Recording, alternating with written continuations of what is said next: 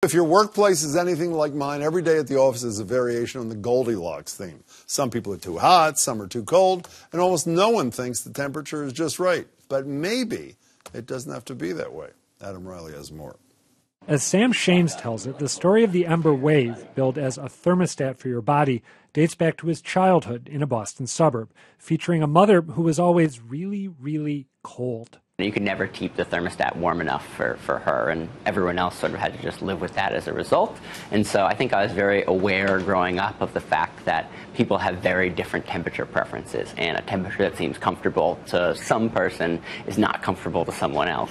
So back in 2013, Shames and a few other MIT students teamed up in an annual university competition and took a crack at solving that problem. We kind of remembered, oh, well, isn't there this kind of like thing people do where they put an ice cube on their wrist or they run their wrist under cold water when they're too hot? And we said, well, what if we could make a bracelet that could do that and it could actually cool down and warm up? 4 years later, the Ember Wave has gone from an idea to a clunky prototype to a sleek product that's backed by Bose and Intel and just had a very successful Kickstarter launch. You'll see one side gets blue, one side gets red. And then now if I want to start cooling, I'm just going to press and hold the blue side, and I'm going to start to feel it cool down. And when I feel like the sensation level's just right, then I just let it go. And now what I feel is it kind of has ramped down to that cool sensation, and then it actually starts coming in waves. Right now, the marketing pitch is heavy on personal comfort.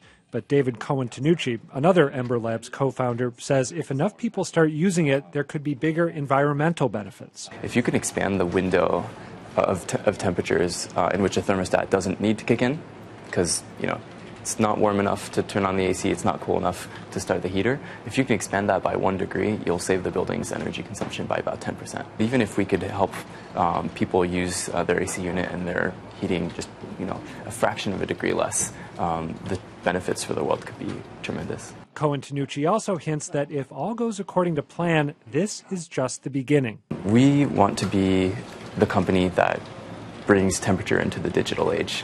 So we're really interested in a whole range of future products. Can you describe at all what those products might be? Unfortunately, I can't describe any details yet.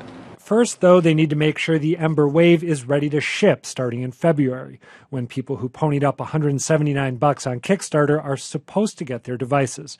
The first prototype I tried out was a bit buggy. When I tried to make the device cold, it got hot instead. But the next one worked like a charm. Oh, yeah. Very nice. I've got one. Adam Riley joins me now. So let's try to make this work for you. Hot or cold right now? I'm always almost hot here. Always hot. Like airless. Give me this before this thing turns off. Bear with me here. I know this is sort of intimate for us. I'm listening. Let's turn this on. Oh, here we go. Sit tight. It should be. Do you see the blue and winter. See the blue and the red? Yeah, I do. All right, so we're gonna cool you down here. You feel that getting colder?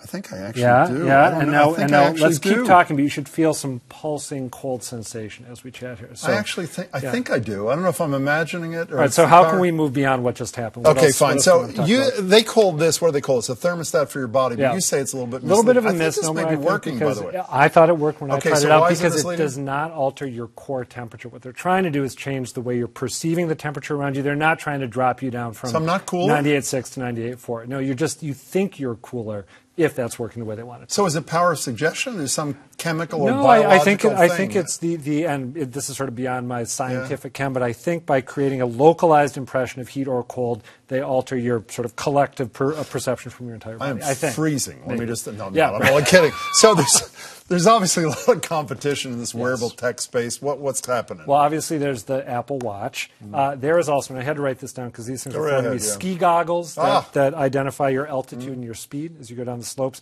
glasses that are used to treat seasonal affective disorder with special lights, bracelets and anklets that pulse to receive stress, and eyelashes, Jim, I can see you in these, that illuminate depending on how you move your head or your body. You know what the problem is now? I'm getting hot flashes. Thank you very much, Adam Riley. Appreciate it.